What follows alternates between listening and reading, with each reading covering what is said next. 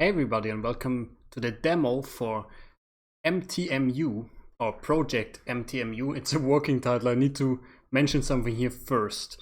This game is currently in early alpha in development by StigDesign Studios, or just StigDesign, or SDGS for short. As you can see here, it's made in Norway, and of course the dev is not a native speaker as such. And also he's actually suffering from dyslexia, so go easy on the typos. Yeah, like of course there are a few, but you know, like we don't want to be grammar Nazis here. Let's just get into the game. And you might also be wondering, hey, I've never seen you play a racing game before. Do you like racing games? And actually, I have to say, I'm not that big of a racing game guy. Like the only time I can remember playing racing games was like my younger brother and one of my best friends when we were like 14 years old, so it's been a while, been over a decade. But this one is interesting because I mean it's made in Unity, as you will see probably, as you will recognize, and somehow like when I saw the dev tweeting about it, I just felt it, you know, there's like something charming about it, you know. I can't really put it into words. Let's see. Of course, he doesn't have the licenses the big games have, right? So he has cars that are like quote unquote inspired by things as well. Looks sort of like a Renault or something like that. Let's see here, hot rod inspired car, GTR.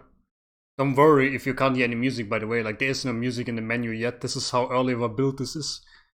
EFS hot rod. The T2 truck. It looks kind of funny, man. Yep, and then this wonderful machine here. Then a cultist, and this is it for now. What are we gonna go with first? I think I'm gonna go with this beautiful creation. Then we got a few tracks. I know he's added like 2 since I last checked the progress of the game. We got West Norway here, East Norway, South Pole actually, which is hilarious. The Room, which is a toy race track. And then Autocross, it's also a toy racetrack apparently. Outside in a garden located in West Norway. So of course he's probably gathering a lot of, you know, inspiration from where he's from. Nothing wrong with that. Let's go with the East Norway track first, because I already used the West Norway track for testing whether this game is running correctly. And I don't know why, but when I'm driving, maybe you will see. And there are some small artifacts and stuff like this, but the game actually looks way better, way smoother than it is in the recording. I just have no idea why that is. Sometimes indie games can be a little bit funky when you start recording them. Oh yeah, if you can hear music now in the background, it's actually music the dev has also made completely themselves. It's a one-man operation.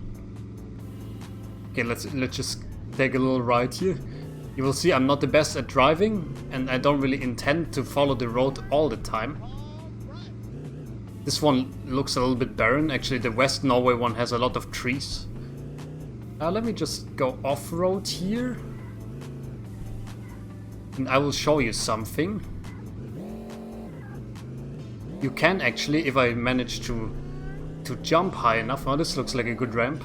You can actually flip your car in the controls. And I just flip myself off the map. And so you see, if something like this happens, you can just press Z, I think.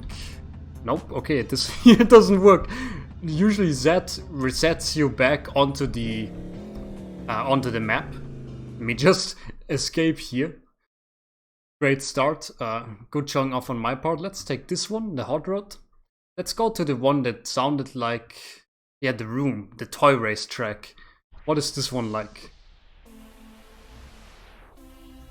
Dude, it looks so dark. It feels a little bit like it's in a basement or something. Okay, let's see. You got those rails on the side, and this car turns like really quick. Dang, dude. I'm just gonna drive on the wall here, don't mind me. Okay. Can I escape from this from this rail? We can just find some way to jump. Maybe if I go down the mountain very fast, actually. Wow, this this car, like the acceleration is insane. Like I just press forward a little bit and it accelerates for like 20 kilometers per hour. This is crazy, man. You can see there's giant books there on the side. It's actually a pretty small track.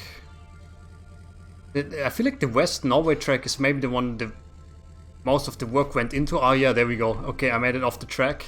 Time to explore. I just want to see whether there's some Easter eggs hidden somewhere. Yeah, this seems to be like made out of wood, and then you have these two big books here. So we are kind of like playing as a toy car here. Let's drive around here.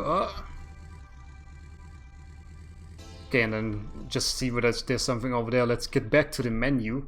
I want to look at every single track with, if possible, every single car. One is autocross. This is in a garden. Oh yes, that looks sick. This is like a half pipe. Let me just go off-road immediately. Do a little flip.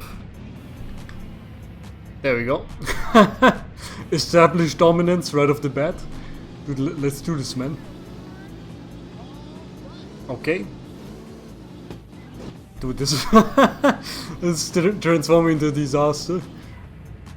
I'm a non-compliant driver, you know, I could just drive down the road normally, but where would be the fun in that? You can also freely turn your car when you're landing on the backside, basically.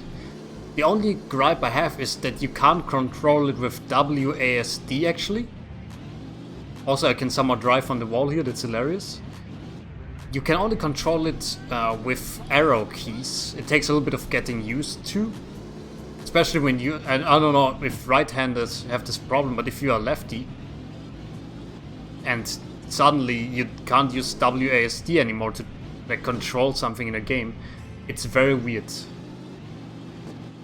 Dude, let's can just drive on the pipe, okay. And this level feels a little janky, but it's alright. Somehow I can't, maybe I'm stuck in the ground. Oh, there we go.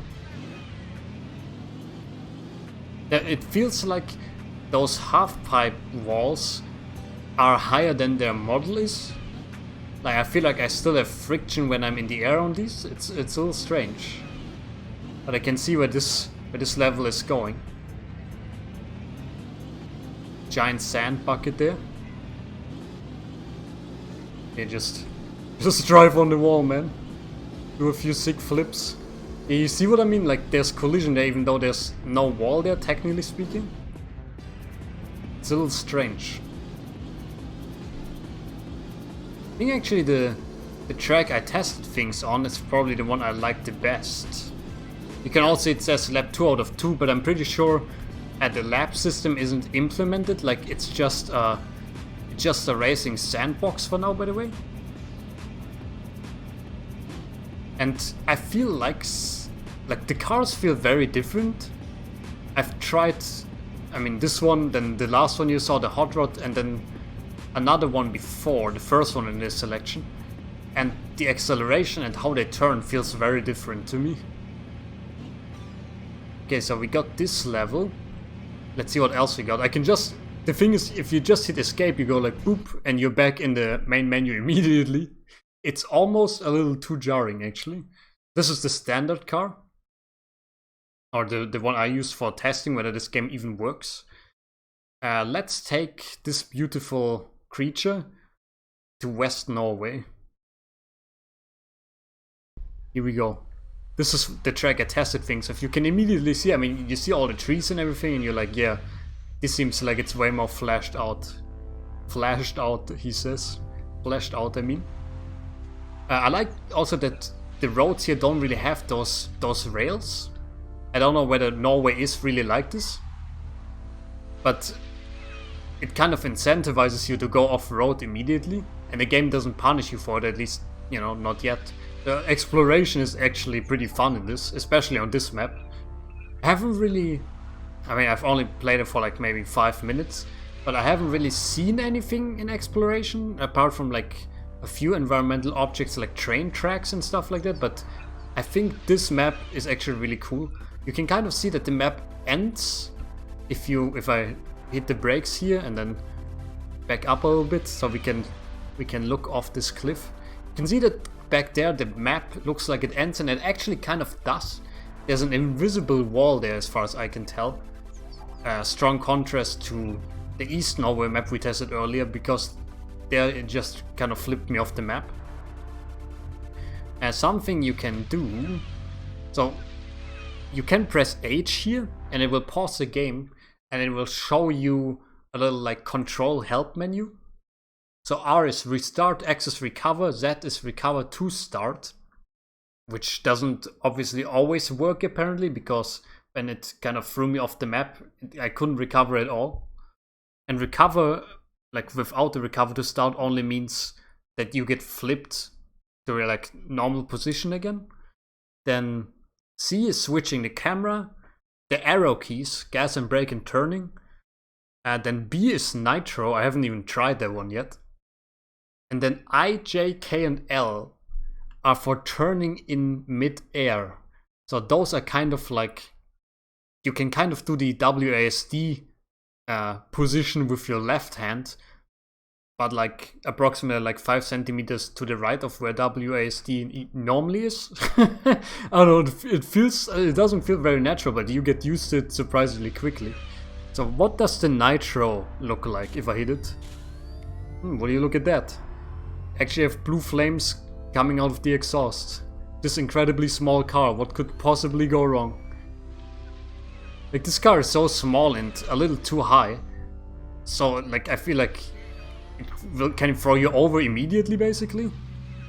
I wish the nitro would just boost you like a rocket. We can go down the hill like this. I want to find somewhere where I can abuse it like a ramp. Maybe this? Okay, yeah, and then I can do a flip if I'm fast enough. Let me try this again. This back there looks like a ramp. You can basically turn this into Tony Hawk's Pro Skater if you do it correctly. Look at this. And you can be like, yeah, let's do a sick front flip. And then, yeah, let me just spin like a shuriken here. And then I'm gonna land perfectly normally. I've seen on this map, there's also a little town somewhere, I think. Let me enable the nitro here. This car actually isn't very fast, but you can see the little town there. Okay. What if I just hit the nitro without hitting the gas? I think that still works. It seems to keep me at 100, not at 100, at 75 kilometers per hour. Yeah, you can see there's like a little town here. Oh, I can't drive up there.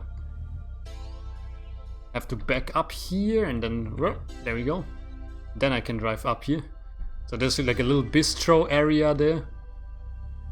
And then there's there's a gas station. There's like a very small gas station actually when you look at it. Sick. I would like more environmental stuff like this. Not really like people. I don't really think you have to put people into this. But like just something that maybe tells a little bit of a story, you know? That would be cool. We also have the train tracks here. I'm pretty sure there's a tunnel here. Wow, look at that sharp right turn the train tracks are making here. But I haven't seen a train. This tunnel kind of reminds me of, I don't know if you guys have ever played GTA 3. I feel a little bit old mentioning GTA. But there's like a tunnel in the first city and there's a bunch of guys with Molotov cocktails in the tunnel. It's next to like a car shop or a car repair shop or something like this, I remember. It's one of the most iconic locations in GTA 3 for me personally. Okay, what else do we got? Let's go back to the menu. Which other car can we try? Let's take the big boy out for a ride. Which one haven't we done yet? The South Pole. I think this is the last one we haven't done yet. Look at that. Are we gonna find Santa? I don't know why, but of all the cars, this one is the one I can imagine most, like on the South Pole. So there, are those igloos or is this like a hangar kind of thing? Going off-road immediately. Can I park into this? Oh. Let me just back up here. Okay. You can clearly tell that I don't actually have car's driver's license. Please, I just want to park. Maybe there's an invisible wall here? Or maybe I just can't hit it perfectly. Yeah, there is an invisible wall here. Okay, that sucks. Well, I was kind of hoping there would be something inside and I could just slot this perfectly shaped cubic car inside. But that's okay. I like the little like checkpoint things here's going on here actually. Because it really helps you find the road, you know? Especially in this landscape. Yeah, you can see he has like put some environmental objects here. Of course, right, like it is a work in progress. It's like a solar panel, another one of those little like hangar, bunker things, whatever you want to call it. These ones look like tents to me, almost like military tents. And of course, you can also just go off-road immediately. I don't know whether there's anything to see here. But we sure don't stay on the ground a lot here. Can I just jump into the ocean? Let's see. Come on. Jump, little bus. Oh. So it seems like if you fall, it can kind of drop you under the map again and then it just keeps dropping you. If I hit Z to recover, that doesn't do it. If I hit X, it also doesn't do it. Not even C can, not even the C camera can do anything for me here. There is also restart with R. That one works, okay. That's good to know.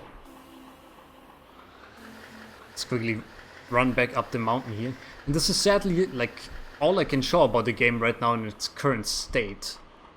Like, I'm sure, like, you know, he's obviously, like, he also has a day job and everything. He's not a professional game programmer. It's just a passion project he has because he enjoys all those old school racing games so much. And he already mentioned some stuff to me that he's excited to introduce, you know, like custom car decals and stuff like that. It would also be funny to have license plates and then ask for a player name. And then the player name is just on the license plate and stuff like that. So actually for somebody who's just doing this in his free time, doesn't get paid at all, I think it's very impressive. I mean, you will be like, oh, look at this game, you know, it's like there's so much placeholder stuff and smooth textures and it looks a little bit like a PS1 game. Yeah, but you know, at the same time I have to say I haven't produced anything playable like this before. Like, something makes this game very charming and I'm not sure what it is. I like the idea with the toy tracks too. Like I said, the only thing I would like a little bit better if the game had more of a like environmental storytelling thing going on. You can put like a crashed plane somewhere and, you know, maybe a shipwreck and I don't know, you can even put a Yeti somewhere in here or, you know, something like that. It would be kind of funny. And multiplayer is actually also something he's thinking about. But, you know, as a solo dev who doesn't have experience with something like that, of course it's hard to do. For now I'm gonna say, you know, if you enjoy this game, just give it a try. It's free to download. He has a website, and I will link the website, his Twitter, and a direct download link in the description below. But for now I'm gonna say thank you very much for watching. Hope you enjoyed this little let's look at this little first impression. It's a little bit different from usually, and it's also a little bit shorter. But I hope you enjoyed it nonetheless. I'll see you around. Don't forget to have a nice day, and bye bye.